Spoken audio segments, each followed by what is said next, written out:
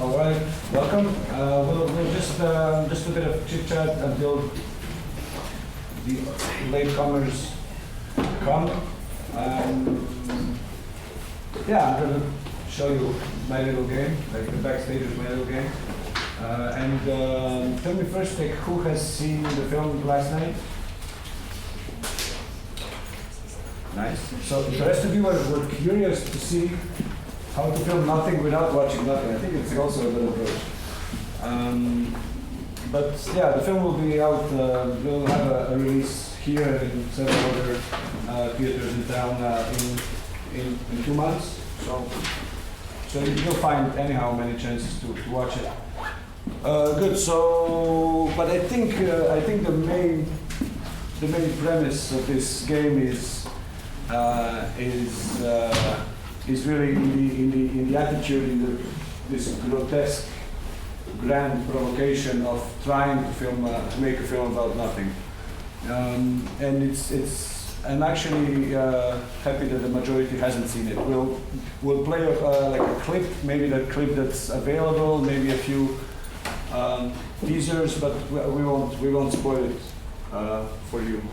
I find that this lecture that I'm giving almost everywhere where I'm showing the film is kind of equally appealing to people who have just seen the film and those who are about to see the film. So let's play it, basically. So at the essence of this whole game is really attitude. Like I never went to film school. I never went to any production courses. I don't feel I have any obligation to respond to certain canons or dogmas or ways of doing films. I see documentary filmmaking as an extreme privilege and as an open-ended game. So this is what you will see here. I'm going to start with a few slides that show you how I see the documentary film world. It's always, of course, like for me, it's always comical and caricatural, and I have a sense of awe and at the same time a sense of disrespect for everything and everybody in this world. So I started as a complete beginner. First time I touched the camera, the film played, I did fine, it went big, and over time I started to observe and to find ways to simplify and demystify this world for myself. And what I did, I divided all these masses of people into archetypes. So one of them is the series of documentary filmmaker archetypes. And I'm going to just go through this slide very quickly to give you, it's a kind of a nice introduction to what comes. But you'll be able to find all of them described on my website. I'll give you at the end a link where you can read them. So I didn't want to be intimidated by those people who give lectures, by those people who have exhibitions, by those people who have prizes, by those hundreds of people who apply to the same funds as me. I just divide them into all of those filmmakers, the tens of thousands of filmmakers who are making film every year. I define them into these funny 10 to 15 archetypes. This one, the first one, I call him the calculating careerist. He's the one that puts, all the keywords in his project proposal, hoping to get the maximum number of points. No personal motivation, just like business-minded director. Second one is the allegorical salesman. He makes a very simple film, but in the synopsis he pretends that it's a grand, epic, sophisticated thing that only the initiated can understand. So, like he's making a film about, he's filming like a bunch of insects in his backyard, and he's saying this is a metaphor of, a class struggle in the 21st century. So it's very important to learn to write a sexy synopsis and to pitch a project well, because if you can convince people, if you create the hype around the film, like even a very average film with a really good synopsis can get you further than a great film with an honest synopsis. Number 3, I call this character a half-breed apparatchik. Apparatchik is a kind of is a pawn inside a bureaucratic system. Basically, the people that you know very well who work inside an institution, advertising agency, television, corporate job, but they want to take the leap of faith and do real creative films, but they are never sure. They're always standing on the edge, always wondering which camera to buy, which making Excel calculations of is it worth it or not, and they spend their whole life on the edge and staying there. Number 4, the hyper-local talent, people who have whose stories are very understandable in the local micro environment, but they can never manage to make it big and international. Number 5, the misunderstood genius, so brilliant that only him or herself can understand him. Number 6, the carte blanche veteran, getting at the age of 80, getting automatic funds for films, for another film about his grandmother, just by status. Number 7, the agoraphobic outsider, people who are really not so comfortable with open space, with networking, with convincing, with presenting, pushing their ideas, which is very legitimate. You see so many introverted, almost autistic filmmakers, which are absolutely brilliant, but in today's game, like we all fight for the same fruit, magical fruit, and I think it's almost necessary to have a good command of English, which is your case, but also very good writing and socializing skills, which is something that you learn over time especially in very diverse life situations. Number 8 is the old school cynic. Usually your film school professors who think that filmmaking has stopped in the 70s and everything thereafter is just repeating itself. Number 9, the blue chip do-it-all. He accepts, to do anything as long as you get a minimum amount of gain. Number 10, the late-coming prosecutor, like a typical contemporary activist, documentarist who makes an important investigative film about an event that has passed the point of no return. So, propaganda today is really not about hiding things or lying, but about delaying the revelation, and so on and so on. Like the lone multitasker, that's kind of me, doing too many things, and at some point affording to get more people involved and to pay them, but it's so much like an inner game that it becomes more complicated to delegate tasks than to do them yourself. The passive skeptic, believes that everything that can go wrong will go wrong, therefore always remains on the side, never even trying. The co-producers protege, the people who have again no integrity as directors, and they film they accept all the compromises involved in big international co-production. The number 14, the personal exorcist, the people who believe their inner demons are so important that they should share them with the rest of the world, and making films which can either be very like case studies of psychopathology, or reaching heights of intimate art, filmmaking.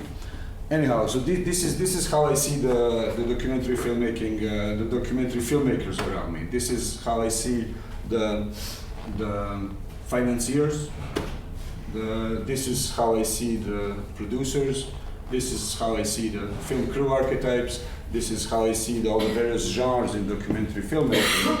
And out of all this overwhelming mass, I try to simplify it to the maximum, but it still feels like too much. And you've all, I'm sure, felt, and you feel daily, this sense that there is too much of everything in our lives, or too much of something, or too much of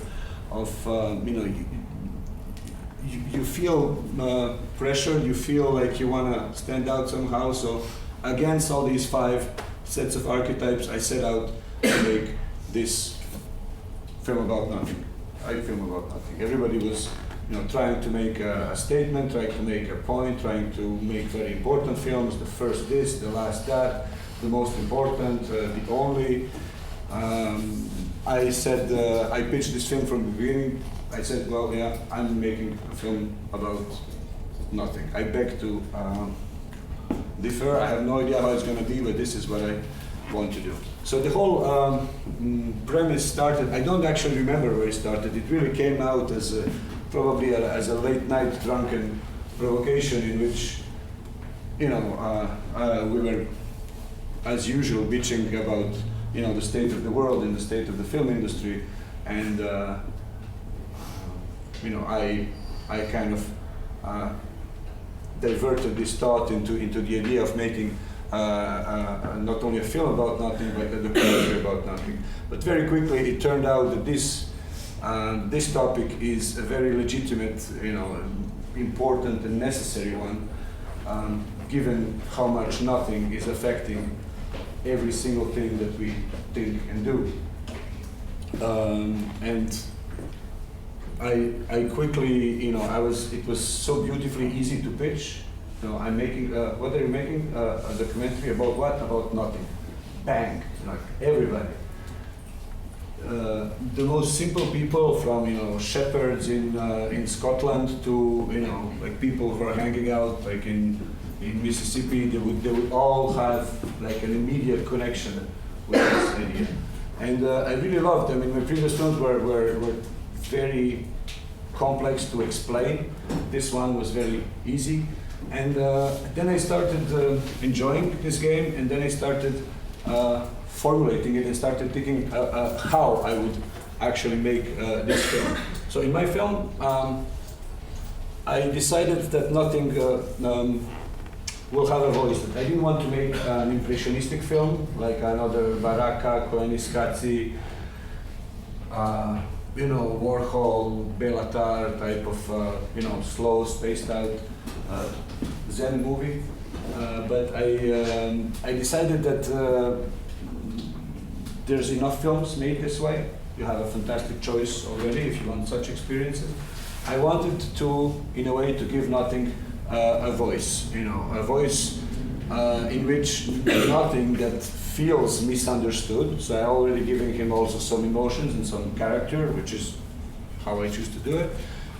It wants basically to present its case. It wants to defend its position. So, in a way, I wanted to make, my previous film.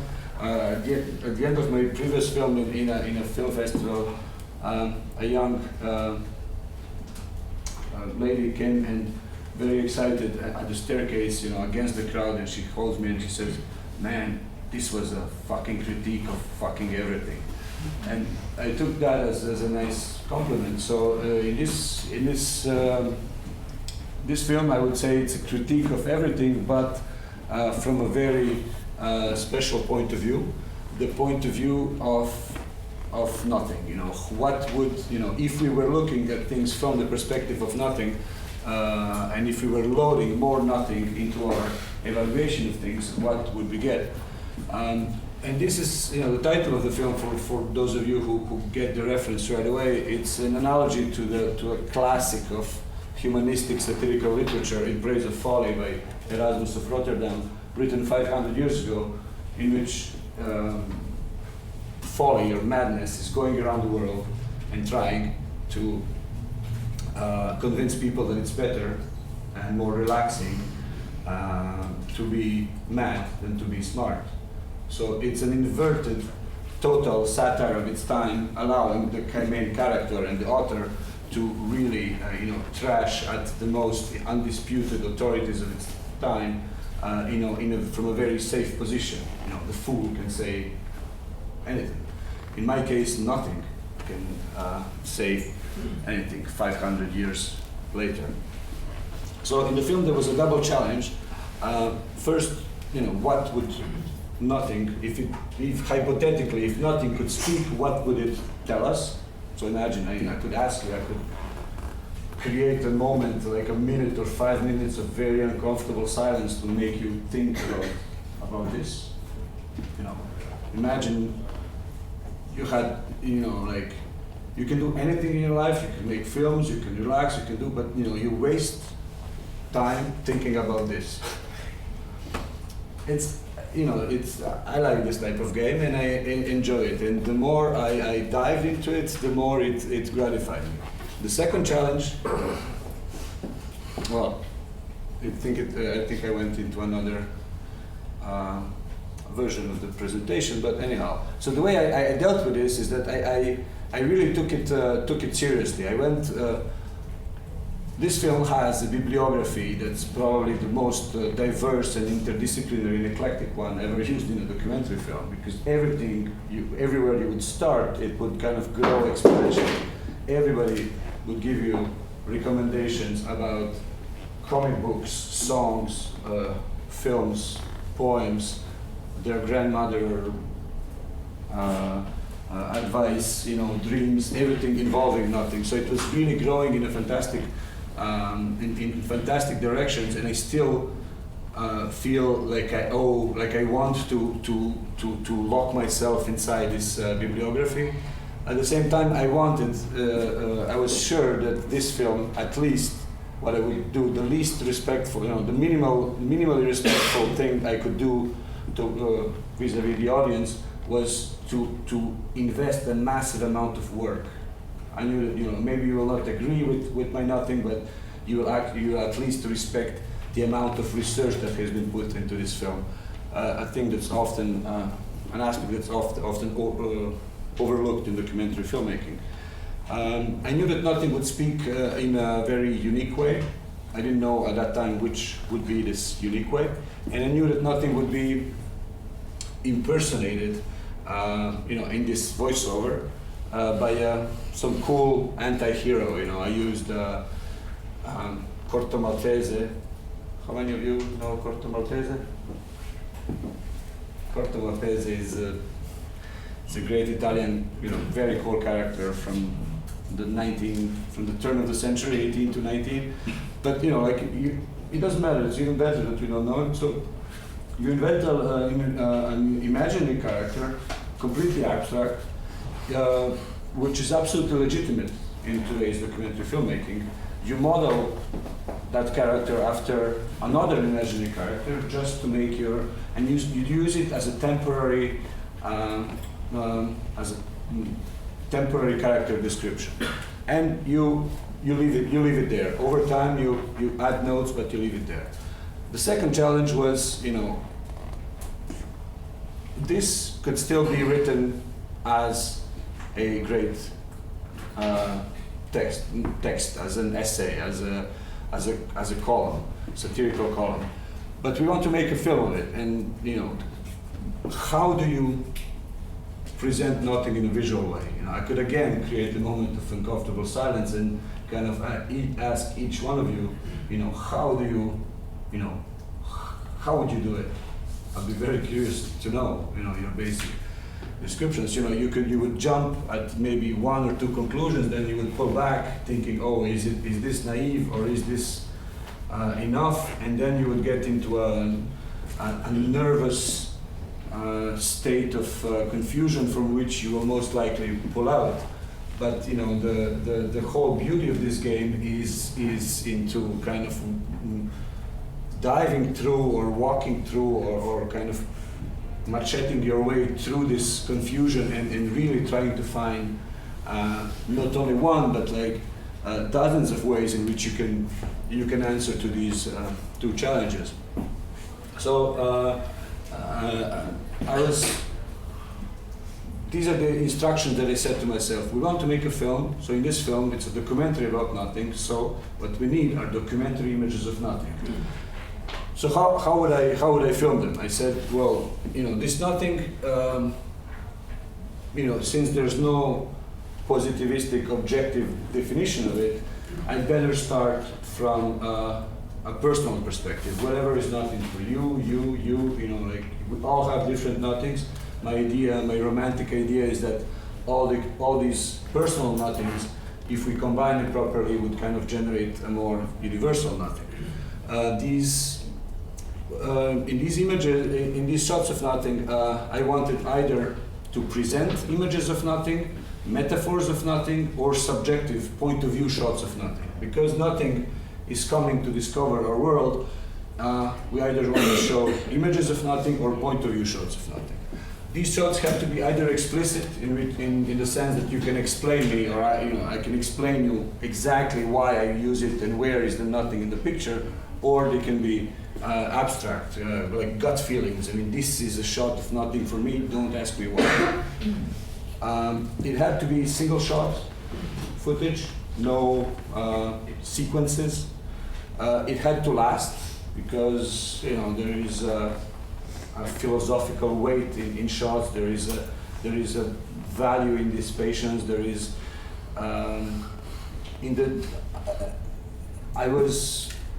it's amazing how quick we are in pressing record these days, and how even quicker we are with pressing stop also.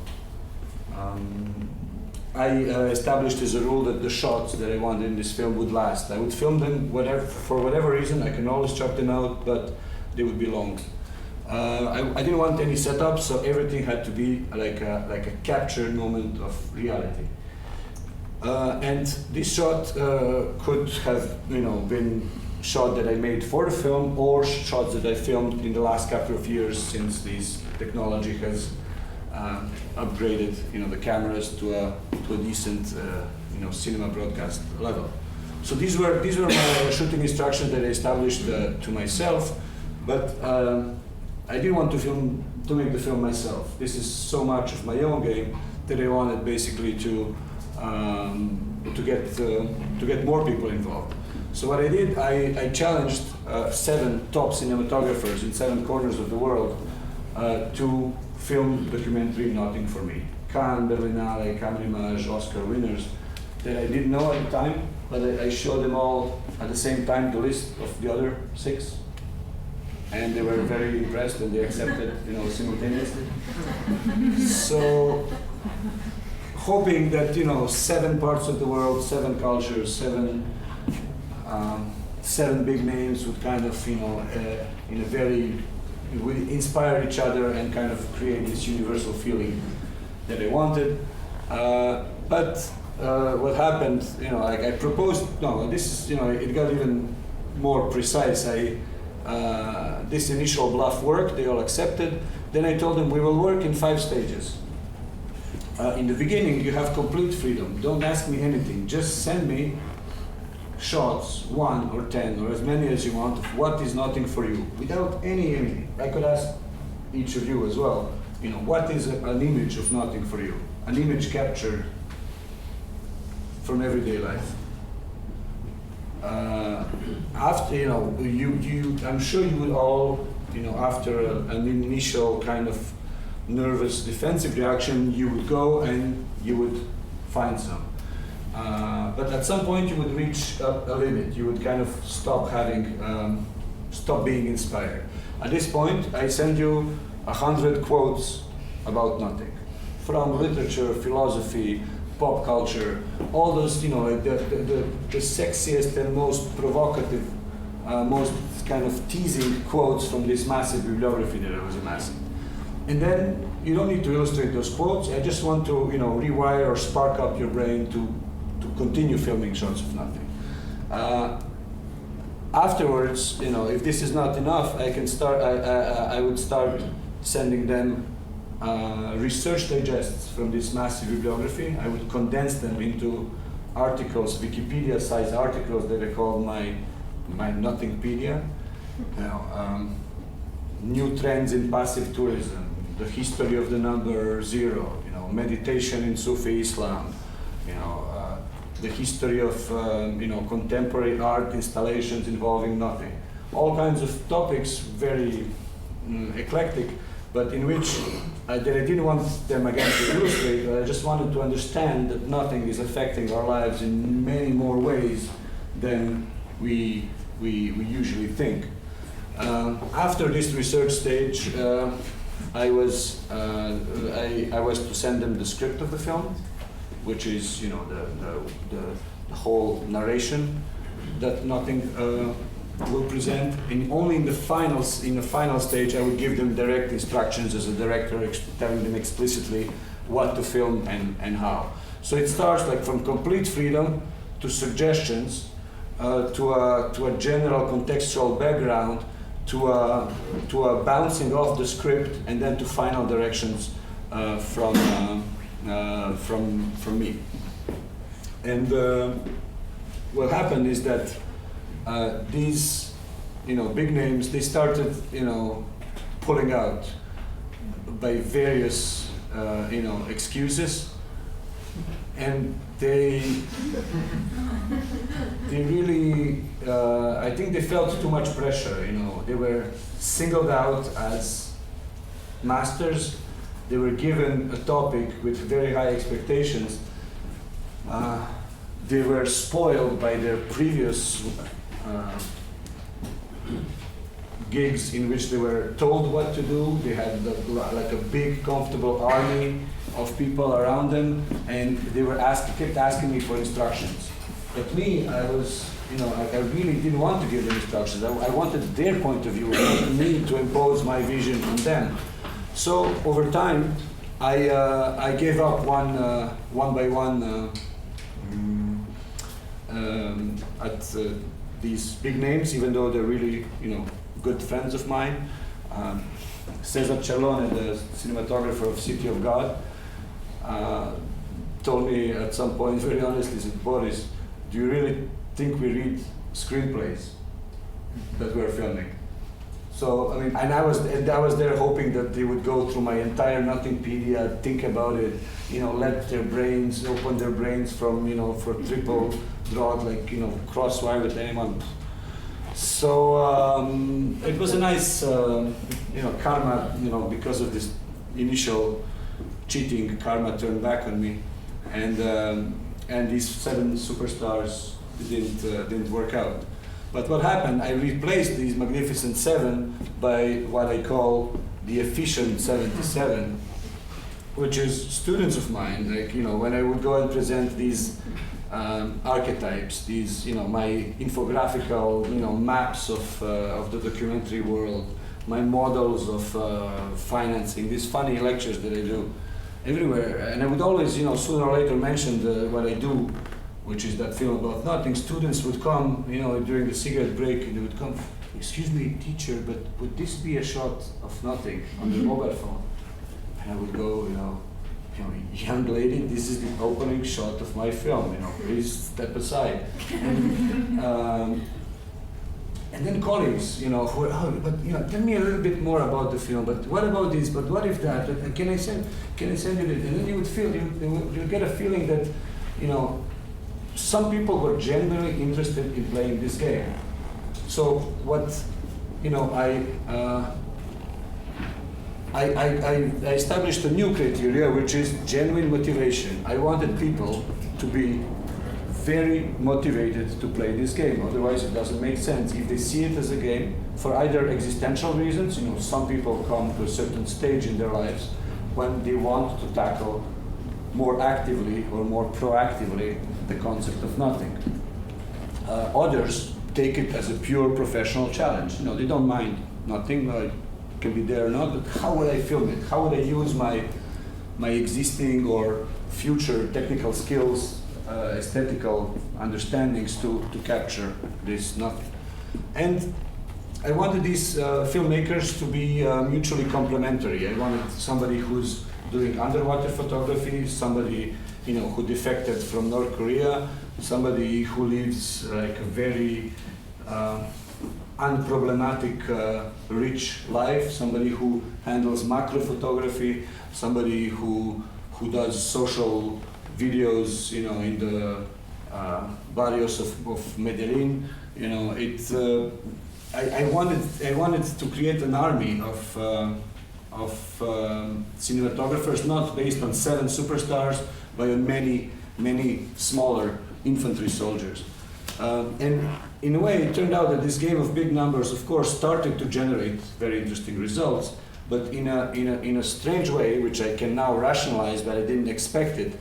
The best thing about these big numbers is that it would cumulatively reduce the pressure on each of the cinematographers, because they would all feel less obliged to present like a massive, like a massive answer, just by the sheer diversity and number of them. So what I told them, look, I cannot afford to pay you properly. I cannot pay you by the hour. I cannot pay you by the day. I cannot pay you by the shot. I cannot submit it. I cannot pay you by the shot used. I cannot outsource you. I cannot even afford to rent your equipment. But what I can do is I can give you pocket money for thinking about nothing. And then when you think about nothing, if you think about it, if you find some solutions, take any equipment that you have at hand, which happens to above a certain technical level, above a certain quality level, and wherever you are, capture that nothing that you just thought about. And I devised like a paying, like a currency, which was a coin for thinking about nothing. It's a 500 euro coin. I would put the coin, into the cinematographer, and tell him, okay, this coin is valid, makes the machine run for as long as the machine wants to run. You decide how much these 500 euros, this one coin, makes you think about nothing. If after a certain time you have no ideas and you say, I tried, I gave up, I'm fine. Fuck 500 euros. But what happened is that most people, liberated by this obligation to really deliver, started and respecting this idea, thinking that this money it's pocket money, great. I mean, it came out of, we were, it's free money, we're treated. In fact, it's a very exploitative, psychological twist, because I'm using their time, I'm using their, really quality thinking time, I'm using their equipment, I'm using their physical presence. This film has 1 million mileage, with 0 travel cost. And I'm just paying them, like peanuts money, really, like a daily wage. But they all feel very privileged in a way to do that. And on top of everything, I would give them the comfort of anonymity, which is another rather important thing in this battle of egos in a big crew. In the sense that between each of those stages, I would let them even watch the shots of each other. If they would run out of idea, in the beginning I thought I will never show anyone what the others have seen. I want purely virgin visions. But again, cinematographers are too busy, too lazy, or too human to play such a radical game. And I said, okay, you can also watch, you can peek into what the others have seen, have filmed in the meantime. And but I didn't want them to start judging themselves. Hey, this is a shot by a Venice-winning cinematographer. This is a shot by a student. I said no. Everybody's equal. You can watch the footage of each other, but nobody knows who filmed what and who said what. So this is my little cousin. Took a WordPress standard theme, recoded it a little bit, and we presented this database of shots of nothing, which are all numbered.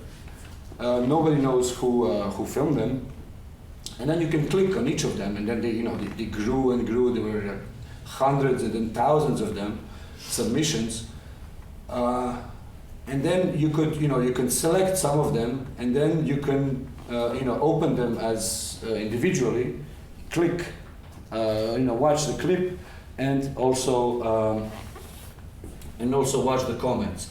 And over time, I would, because the cinematographers are too busy, lazy, or human, I wouldn't, you wouldn't expect them to read the comments. So what I would do, I would make these bi-weekly digests, bi-monthly, so every 2 weeks, I don't know how you say it. Digest of one page, one PDF page per clip, the still frame from the clip so that they remember, and then the previous comments, and then the last comments, the new comments in red. So every 2 weeks I would go, and update this, romantically hoping that they would, get inspired by all these, and it's really exciting. I mean, I got totally excited by these games. Some of them got too. When I pushed people, everybody got excited, but as soon as I turn my back, like the system starts falling apart. So yeah, I can show you at this point, especially for those people who haven't seen the film, I can show you a clip of the collage of images that I got at that point, and that's the only thing that I got, just images of nothing that just happen to be cool and kind of, they work together.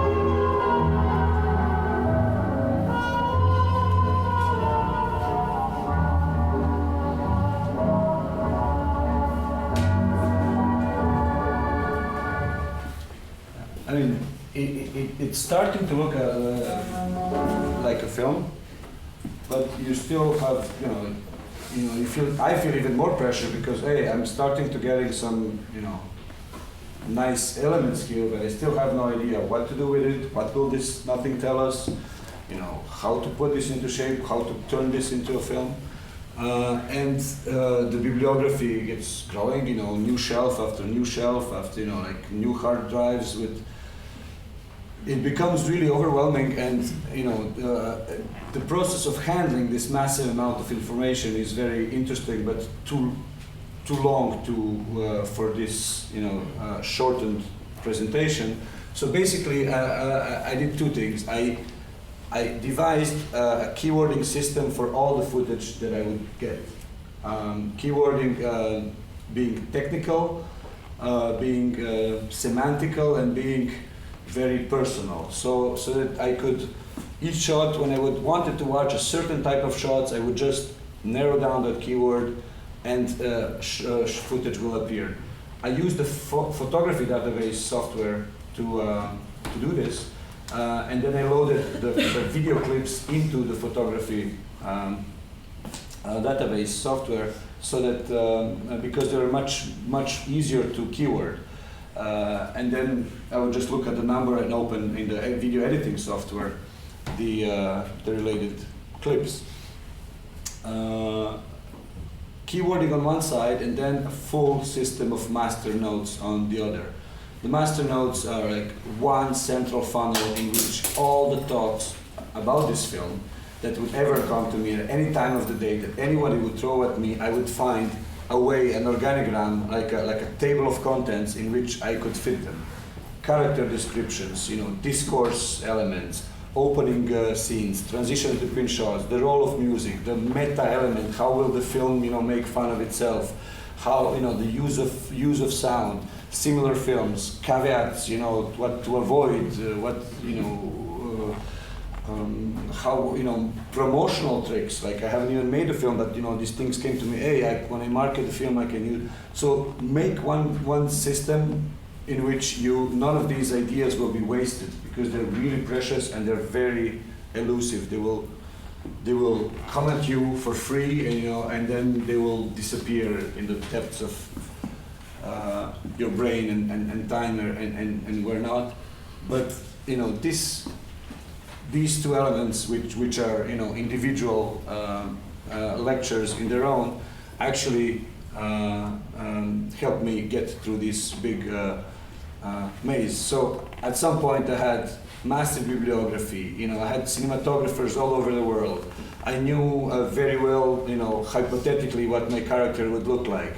I had all kinds of endings, beginnings, conclusions about what to film, what to avoid. We recorded even the soundtrack. Ambitiously we set the date, 2 years down the road to record a soundtrack, but it was way too close, so we jam sessioned the whole soundtrack, dry.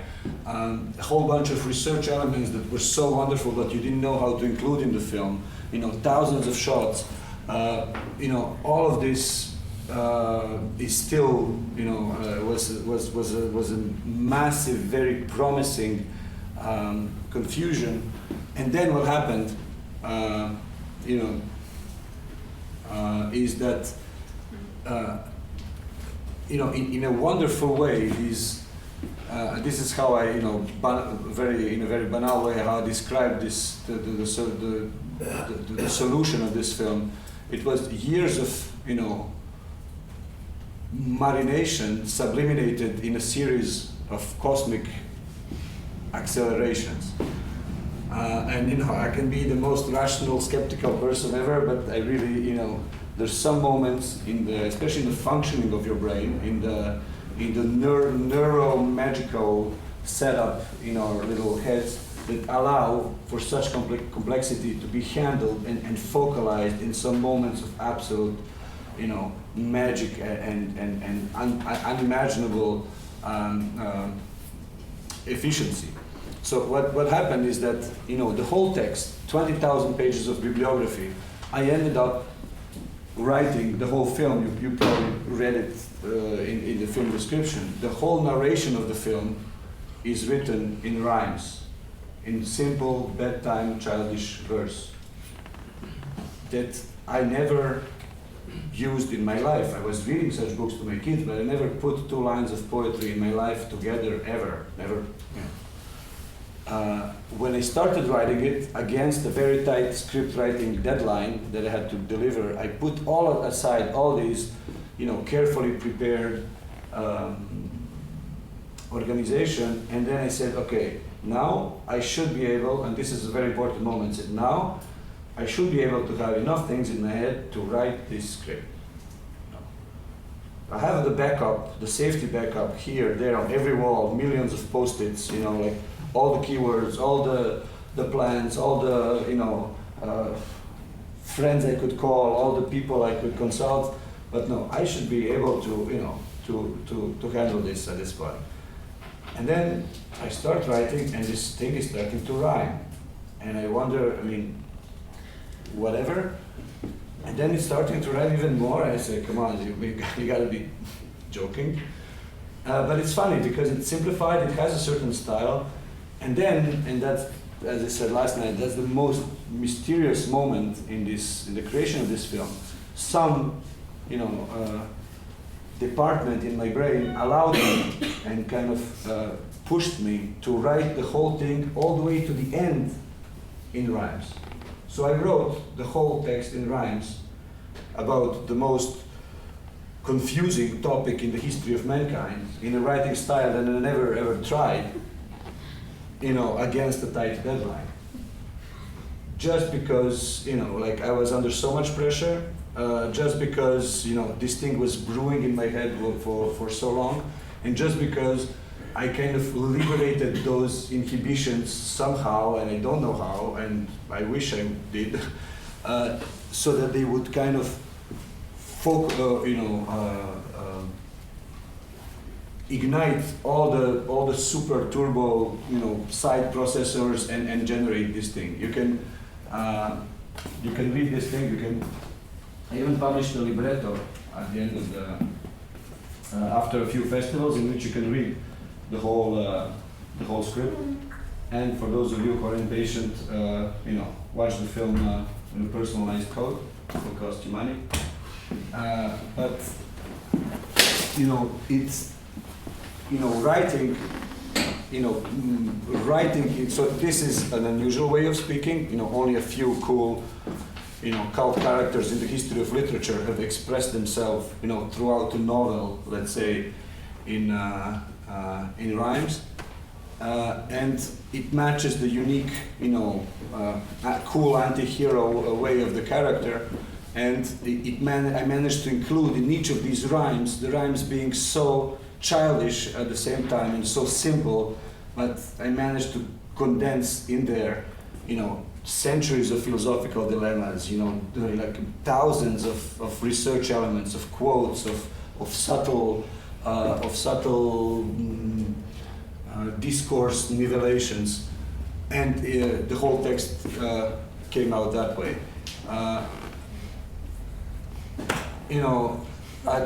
From the very beginning, I was teasing myself that I would have a very cool narrator, because who would refuse to play nothing?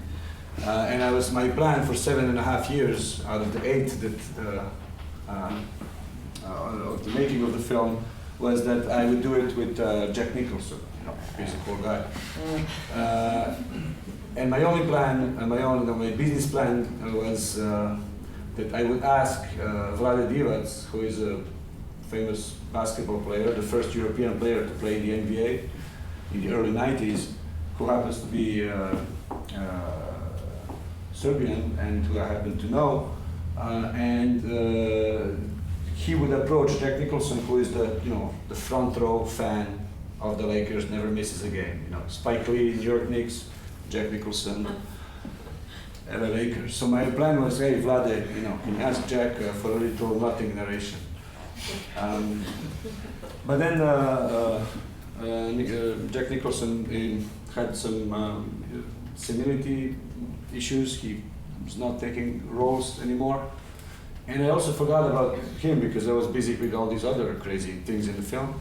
And then all of a sudden, I see a YouTube video with my last remaining childhood rock and roll hero, age 70, singing a duet in French with a young lady, looking super young, blonde hair, Florida tan, teenage body, completely at peace with himself.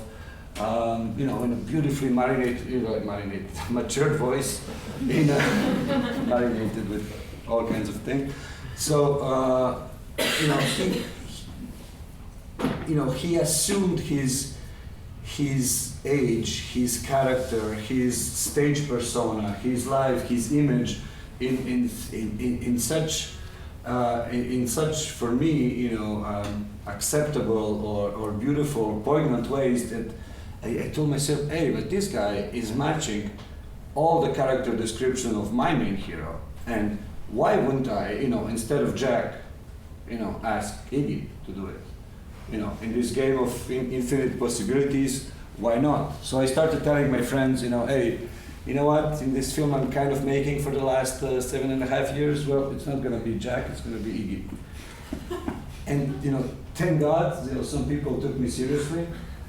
And they said, well, you know what, nice. I know somebody who was a gaffer at one of his concerts in the south of France. So through the gaffer, I got to the concert manager, to the French manager, to the big managers, with a few tactical emails, I managed down the road in another very epic diplomatic initiative. I managed to convince him, my childhood rock and roll hero, to read those rhymes and to record this session. Again, it happened so quickly that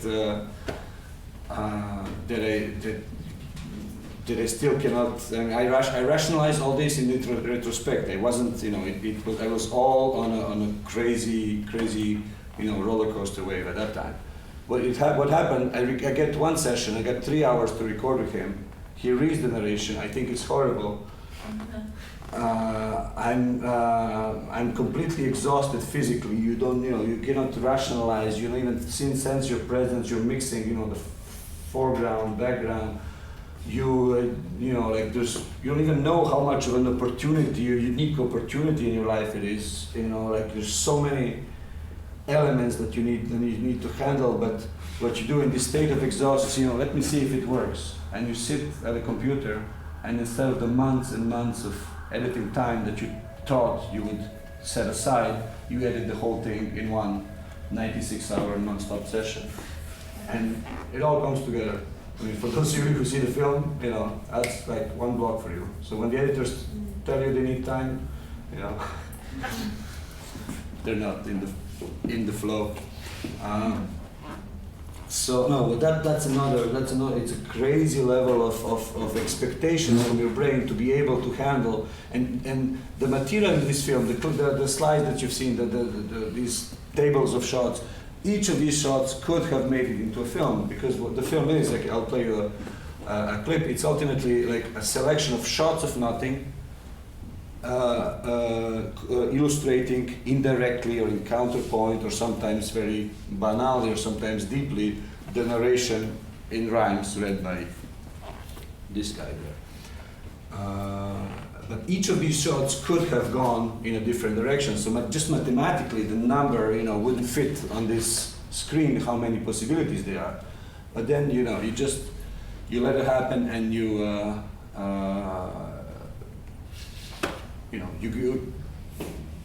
I still don't know how it worked out. Then you get selected by a big festival, which is again an opportunity not to miss. It's a timing game. You don't think it's going to happen, but you're also desperate for it to be finished as soon as possible, because you know that you cannot handle it anymore physically. And you enter this fine-tuning of soundtrack, sound design, post-production, all these little things that take usually an enormous amount of time. It all happens very quickly. And before you know it, boom, you have you have your film with a painted poster. And this painted poster also, we did it we were thinking about it for years, what would be the poster, because usually when you have an unclear idea in your project proposal, you try to impress people with a cool poster. But I couldn't figure out the cool poster. And this poster came out again in this post-production madness, in which I remember this caricature. The guy who's doing the Archetypes caricatures for me, he does also daily, newspaper caricatures, and he drew in one newspaper like a small black and white caricature of one guy firing arrows into a lake and always being happy that they always hit bullseye. So I said, hey, can we use this, and ask this painter friend of ours who has a nice, brushstroke, to blow it up big and, to make it the leitmotif of the film. And this is absolutely, the film. I mean, this is what the film is about and what I wanted to say, and it shows everything in there. So the film opened at Locarno Festival. It was selected later in the master section of the IDFA Documentary Film Festival, where I started 15 years earlier with my very first self-taught film in first appearance. And I chose to put Iggy Pop very low here, just to put, like this is the film, like Iggy and I are chilling in the corner, but it's a blue arrow in a lake, bullseye movie. And all of these, it's also each of these logos is a battle on its own. I managed to secure them by spending more than half and more than 2/3 maybe of the energy producing the film through my Serbian company, through my Croatian sister or brother or alter ego company, and through my French, sister, brother, alter ego ghost company, and through a fourth company which is kind of, making the flow of money more advantageous. So I ended up keeping all the rights to the movie, financing it, all for editing it on this computer, and being able to do whatever I want with it. What's this clip now? This clip, I can show you. It's I don't know. Let's play it. It's probably like an example, like a sample of the film. Can you turn off the light, please? But who am I to say I or we? Am I really nothing? Or just my ego's mercenary? They say I can only be hinted at and never shown. Unlike any other thing currently unknown. But I am actually there in every shot, if you bother to find me. If you don't, imagine that what you see is what I see. Or just enjoy the scenery and let your mind roam freely. And don't worry. I certainly won't take it personally.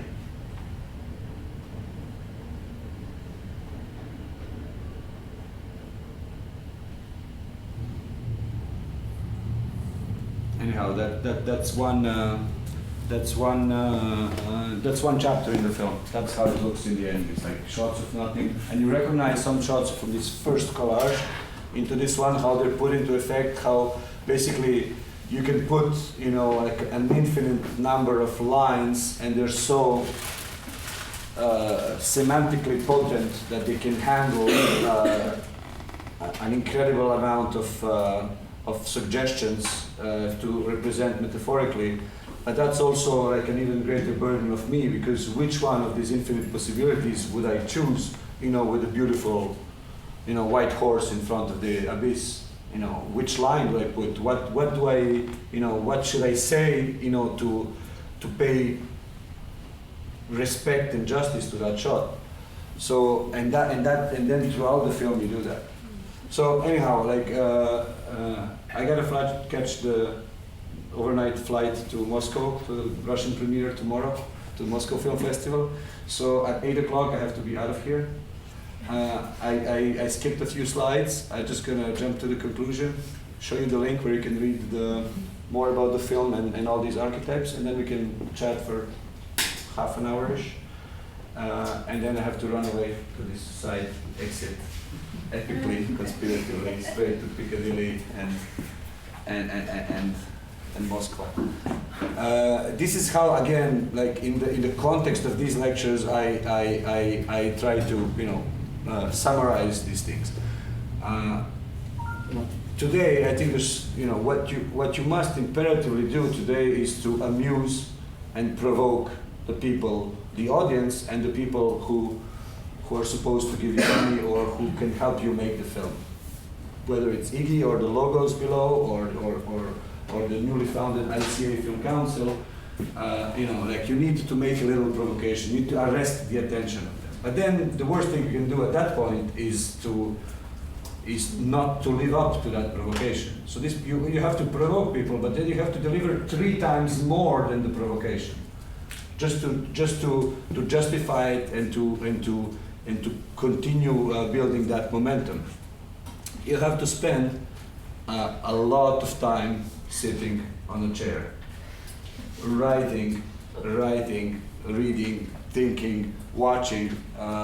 It's just, you know, it's a lot of hours, it's a lot of time. So, you know, there's no the myth of, you know, the cosmic accelerations, they don't come without the years of, you know, seated marination. You need to have like maniacal motivation to do your work, I think. You should. And it doesn't make sense, you know, like I divide documentaries between those that are made, you know, from the stomach and those that are made from the pocket, from the calculator. In the film also, the people who work with you, they must share this motivation. They can never share your level of madness, but you know, it can become contagious, it can become a group effort, but it has to be very genuine. In my case, what happened is that, you know, they were not motivated to help me make the film, although we were really good friends. They were really motivated by the playfulness of the premise, but also they were motivated because they were thinking about their own lives. And most of my communication with these 100 cinematographers revolved around some conversations that sounded more like psychotherapy than about, you know, visual brainstorming. You need to let this curiosity be completely, you know, take you places where you didn't expect to go. The 7 superstars, they, you know, whatever they say about themselves, they were completely, you know, fucked by their status. As opposed to, you know, the most efficient cinematographers were the young, you know,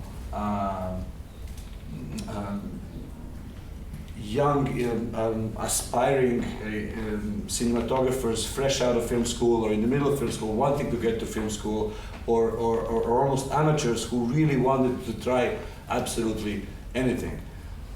You need to have a flexible dramaturgical model that's, you know, in which whatever happens to your, whatever reality does to obstruct your project, you need to be able to put it back on its feet.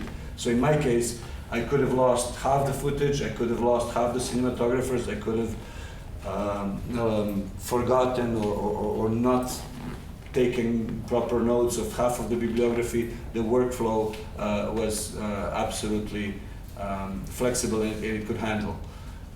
Magnetic accelerations we discussed.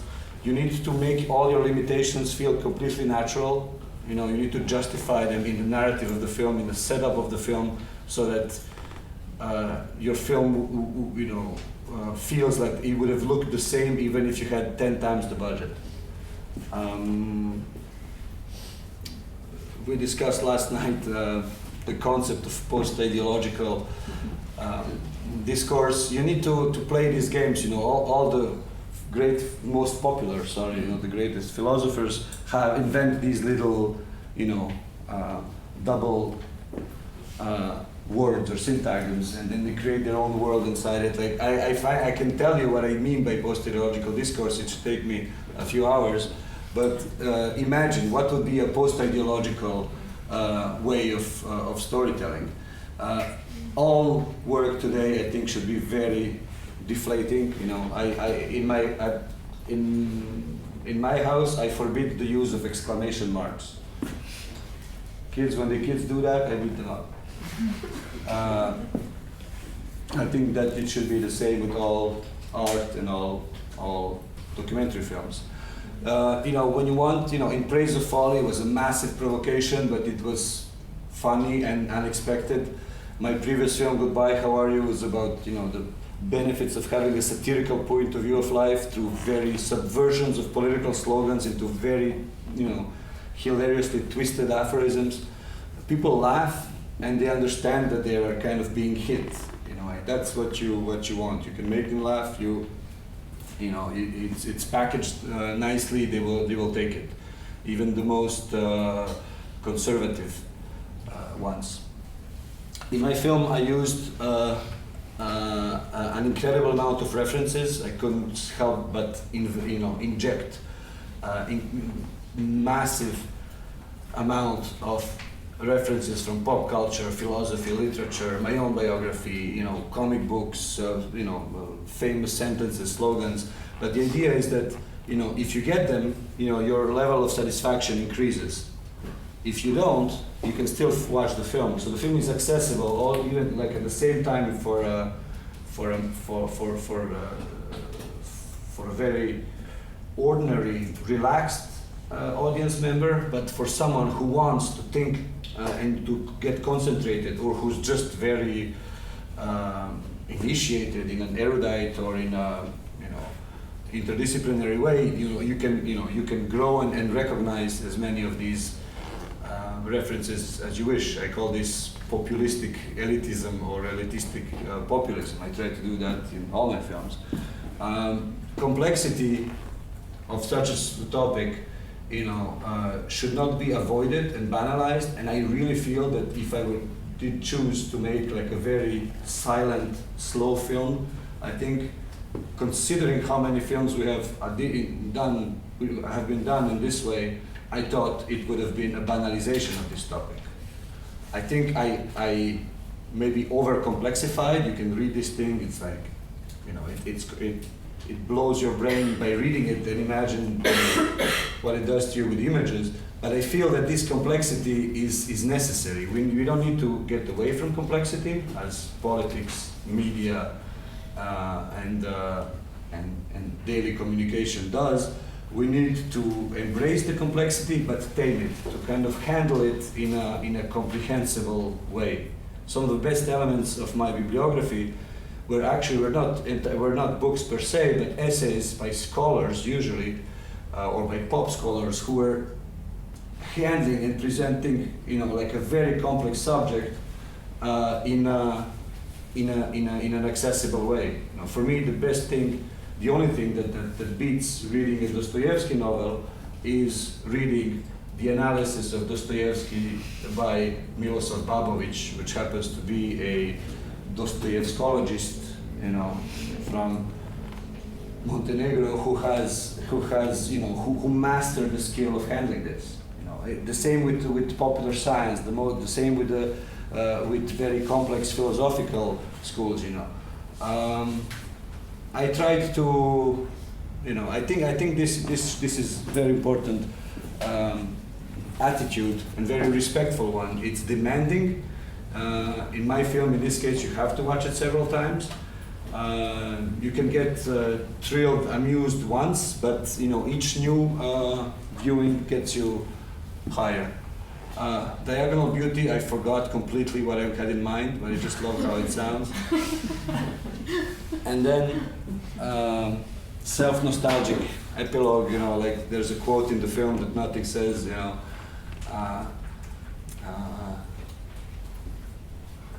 what does it say? Yeah. Invoking your, echoing your inner gospels and choirs, feeling nostalgic of Buenos Aires, even in Buenos Aires. That's a Borges quote. And I like to feel nostalgic, about Belgrade, even when I'm in Belgrade, about my kids, even when I'm playing with my kids.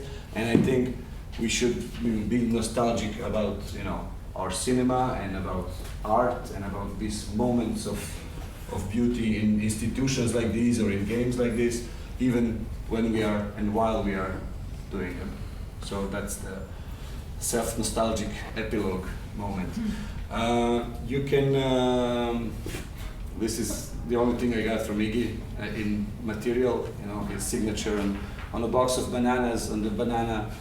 I would used to rip up this on the box of bananas, and I would include them in my funding application envelopes. And this is the website of the film, and here you can check out the archetypes,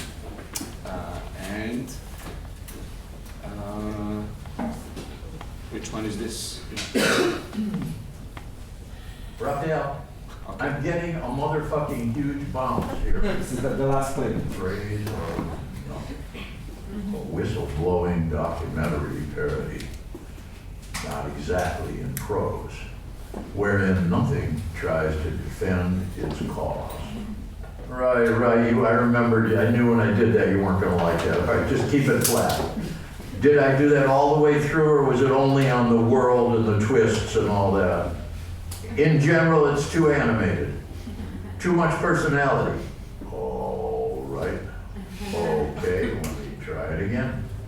So you want the lines read flat, no emphasis on the words, but you want a personality, and the way I'm supposed to create this personality is by giving the impression that before each line, I'm thinking about what this next line means? Is that what you're telling me? I'll try. All right.